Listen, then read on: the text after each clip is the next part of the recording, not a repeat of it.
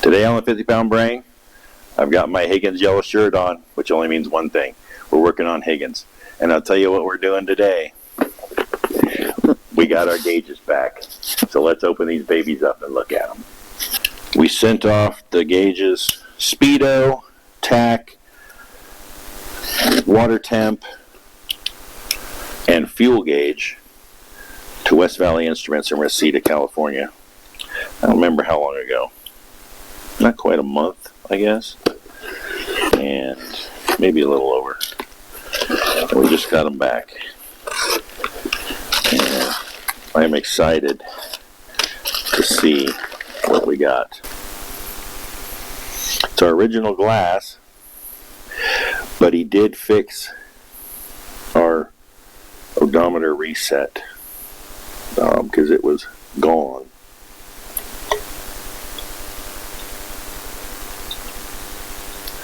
There you go. Can't get a better plug than that. We had to give them the ratio for the speedometer gear in the transmission. And I'll show you what we had to do so that this thing should show our exact speed. It was off when we sent it out, and it could be because I changed transmissions, or it could be it was just from a different car. I don't know, and it doesn't matter now because look at that tack.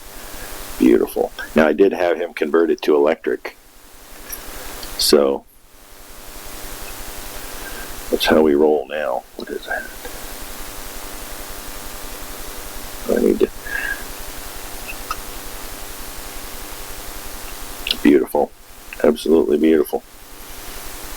Oh, look at all the electronicals, digicals in there, as they say on Vice Grip Garage.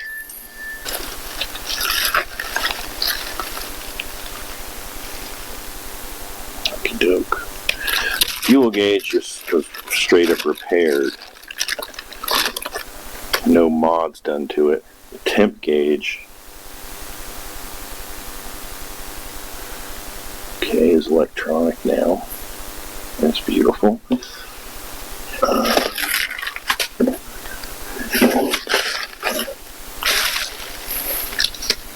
I need to call them, I guess, Monday and figure out what sending unit goes with this. Oh, wait a minute. Maybe.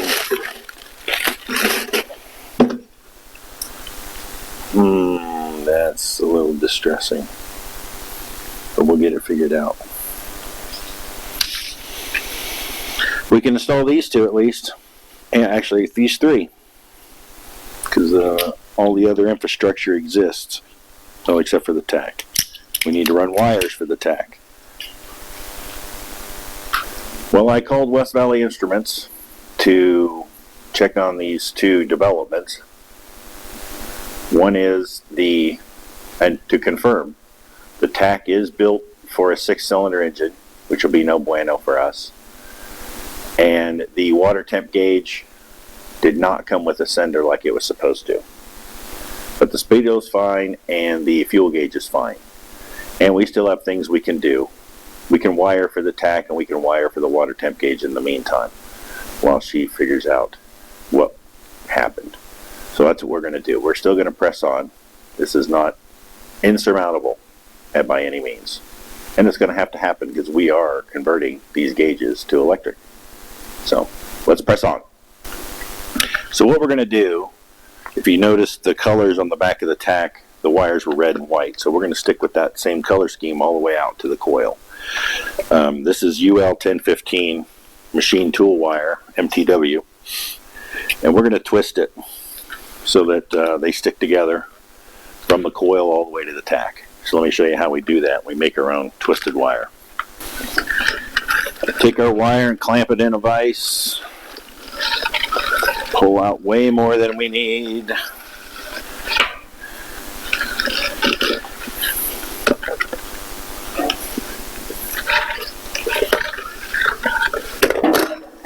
Way more than we hope we need. Cut it off, and we take our ends, put it in the drill chuck.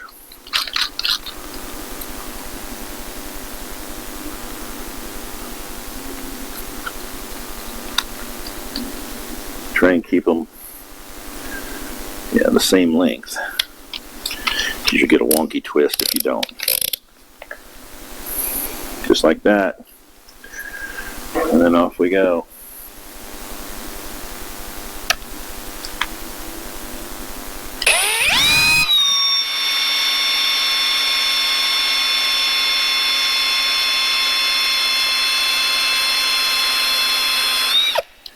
Twist it tighter than you want it, because once you release it, it's going to relax some and untwist a little bit.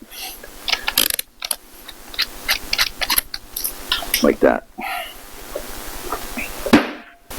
And there you go. Now you've got your twisted wire to run wherever you want. And we did the same thing for a set of wires for the water temp gauge. I didn't want to use the same colors over, just to avoid confusion. We're going to wake Higgins up from his slumber for a little bit. He needs to stretch his legs, get his juices flowing. So let's do that. Take him over and do some surgery. He's cranky to wake up when it's cold. Let's see if the battery, oh, good.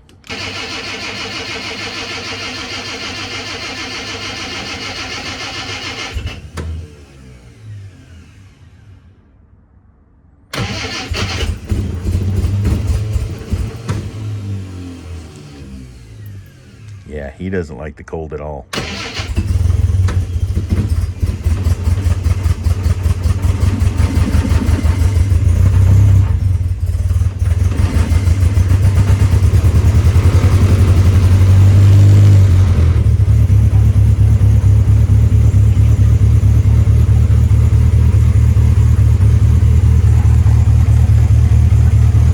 But his vitals look good. This is a thing I was talking about earlier about figuring out speedo ratio. All it is a indicator. You have to count the turns for a given distance that West Valley Instruments gave us to measure out.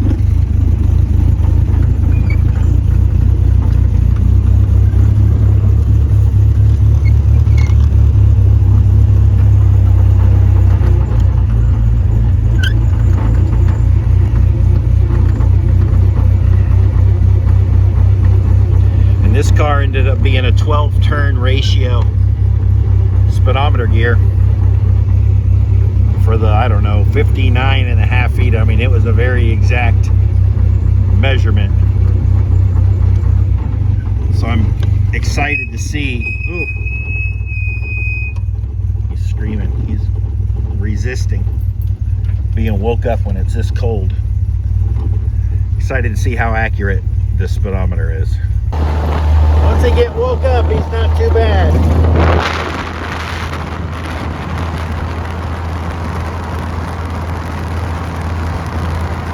Was really hoping to have the tack working today, because this one squeals like a stuck pig, especially when it's cold.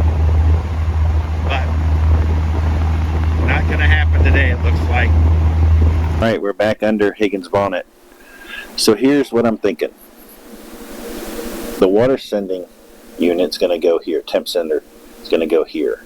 I'm hoping that's where it's provisioned for. The tack is going to hook up here. And I'm going to run all the wiring in this. The tack cable, mechanical cable, still here, but that's the hole I'm going to run it in, under the dash. So this 3D printed rotation indicator I just made to make it easier to count these turns. And this, like I said, this car was a 12 revolution car, or speedo ratio.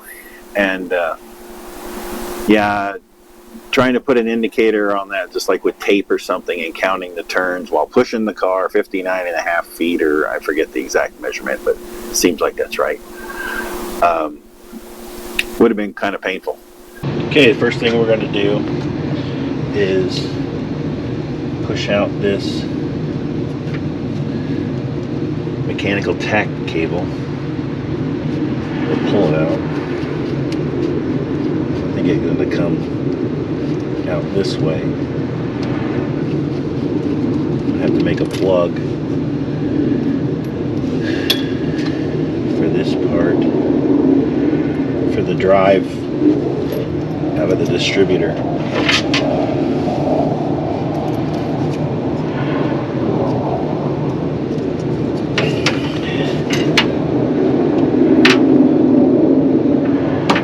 There we go.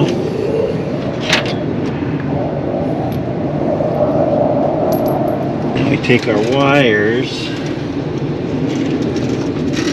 We're going to do the water temp ones at the same time. Now there is an assumption I'm making, and that is that the water temp sender is going to be a GM style, basically controlled ground sender, but we'll see. We're going to run this up, make sure I got enough inside.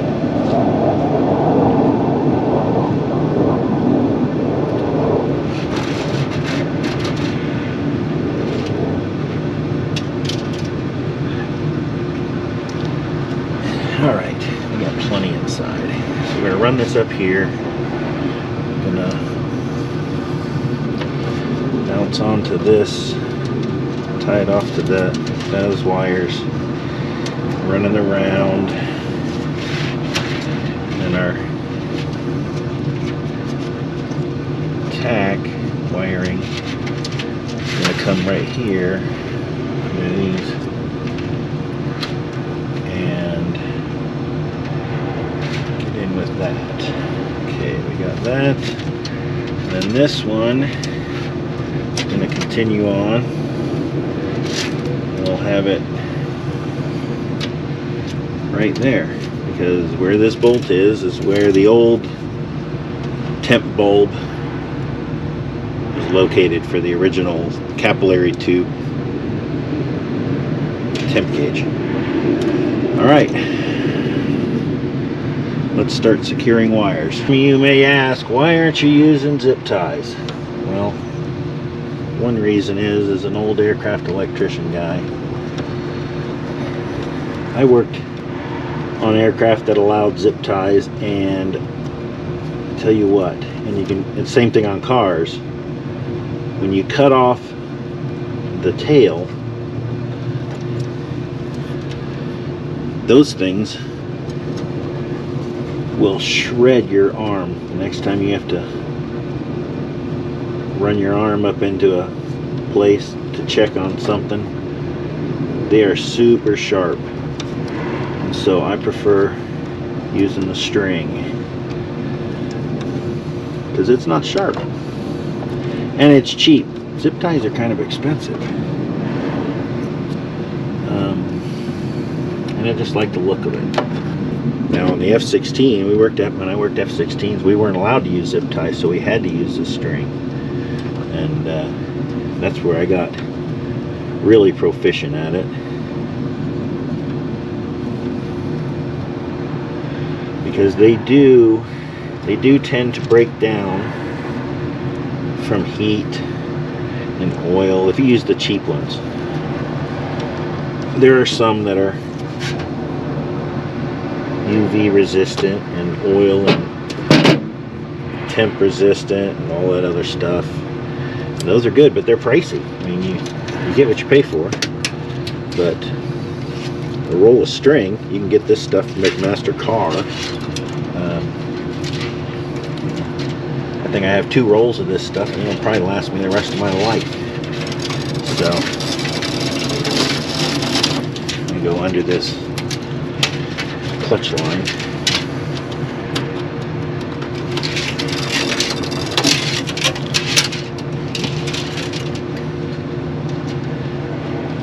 And I showed you how to do the knots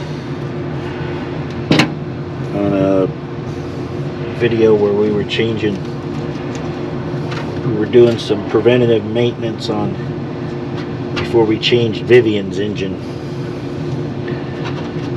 because the wiring on that engine that I bought off the interwebs, it left something to be desired as far as condition, and it was easy to do. Well, it was right there in our face. It would have been super painful to repair once the engine was in the car. So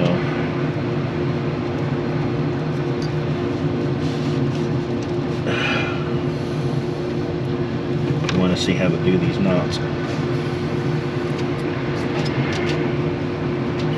I guess I can show you here in a second. Let me cut this one. Alright, try and show you once again here. So we've got our string. This side is still attached to the roll, and this is our free end. So you make a loop, put it under or around your bundle. Hope you can see this. And you want to pull your loop around, and then you want to pull the long leg, the leg it's still attached to the roll, through that loop and make a second loop. And then the short leg here goes through that second loop, and then you pull these two together. And then pull it tight. And then tie it at least one more time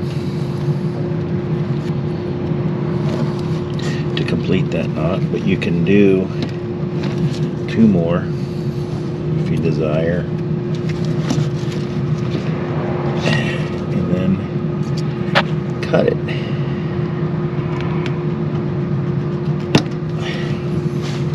And there you have it. That is a strong knot. If for some reason one of the two legs of the wrap breaks, the other one will still be intact and still will hold whatever you're trying to hold in place. So that's what I don't know what it's actually called. We just call it electrician's knot because we used it on aircraft. And you'll see it all over the place on aircraft. Okay, now we're gonna basically do the same thing here. Secure our water temp. Like I said, I'm making an assumption, so we may have to come back and undo this work, which will make me sad, but it is what it is. Alright, we just added to our workload. I ran to the house to get my terminal crimpers and our ignition wire. I tightened this up, but our ignition wire was kind of loose. It came off pretty easy, and it shorted out. And since this is an unfused circuit, it melted our wire. So now we're going to be running another wire, because I'm pretty sure oh, see, it even burnt. I was singing the praises of that knot. One thing it doesn't tolerate is fire. So, yeah. Yay. Let's see if it came over all the way over here to the fuse block. But like I said, it's an unfused circuit. So, oh yeah. There it is. Can you see that?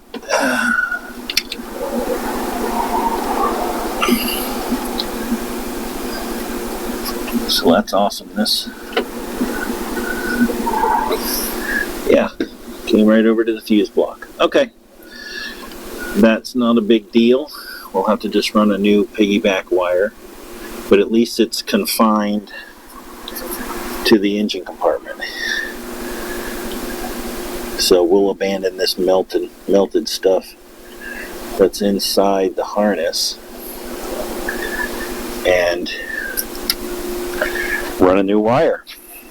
Yay, because we didn't have enough work to do already. So we've got our new wire run, and I used the same color so this thing would still conform to the original wiring diagram. And I just happened to have the color. I mean, I wasn't hard over on it. if I didn't have white wire available, but I do. So we're going to put a ferrule on the end. These are very important for stranded wire in a screw type terminal like this fuse block is. And the point of it is to give this screw something solid to tighten down against that won't loosen up over time. These are ferrule crimpers, and I hope you can see. It's just a metal sleeve that goes over the strands, and then we stick that in there as far as we can, and that's what the crimp looks like. Now the point of it is stranded wires in a screw type terminal, especially in a situation like this where it's in a car where there's movement and vibration and all that stuff, the strands under vibration will start to spread out. Between the torque of the screw coming down on the strands and then the vibration, the strands will start to spread out, and then the connection is no longer tight. So that's why you do a ferrule, so that the strands can't loosen up and the tube is all tight, or the fitting's all tight. All right, so we got our new wire run and into the fuse block. Now we just got to, we're going to abandon this old wire in the harness. Since this white wire is hot, what happened is it popped off of this quick connect terminal. This is the only hot one here. If it comes off, you can see what happens. It burns up the wire because it's an unfused circuit. Anybody else comes off, the car dies. That's it.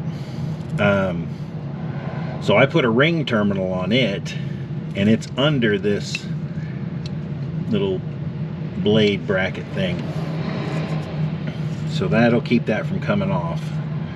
Like I said, everybody else can fall off if they want. And these two, worst case, the car will die, but we can just put it back on, crimp them down a little tighter, and we're back on the road. The tachometer connections that I'm going to do next, they come off, the tach quits working. Once again, no big deal. So I think we're good to go now. All right, there's our OEM looking connections. We're going to put on the coil here. Okay, so now we can get down to some real work. So they use O-rings as a kind of a cushion between the instrument and the dash. So don't forget to put your O-ring seal cushion, whatever you want to call it, on. Let's get this thing installed. So here's a bracket for it, and a bunch of magnets that are holding my carpet in. So I'll show you what it looks like when it's all installed. All right, it looks beautiful. Let's see if Higgins starts first before we start making big plans. Give her a little choke. Okay, our new wire worked. All right, let me get this camera set up and we're gonna see just how accurate our speedometer is now. Okay, here we go. Let me get the speedometer app pulled up. Hope you can see that. Or 0. Let's go. The app takes a second, so I gotta get a stabilizer. Look at that. Spot on. We got the speedometer installed.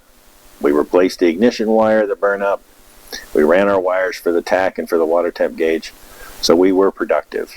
However, the tach is not installed, water temp gauge is not installed, fuel gauge is not installed. So we weren't as productive as I wanted to be. We've got things that are going on that we've got to get rectified first. So I'll keep you posted on how that all goes down.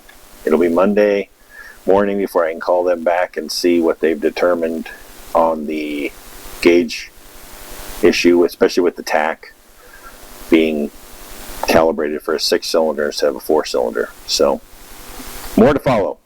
Thanks for watching. So what's super cool is right after I just made the thanks for watching segment, West Valley Instruments called and confirmed what I kind of suspected. I'm going to have to send the tack back. They're not sure what it was built to, if it was built to a 4-cylinder or 6-cylinder. It is engraved as a 6-cylinder, so the only way to confirm that is for them to put it on their bench. So it may have been made right and engraved wrong.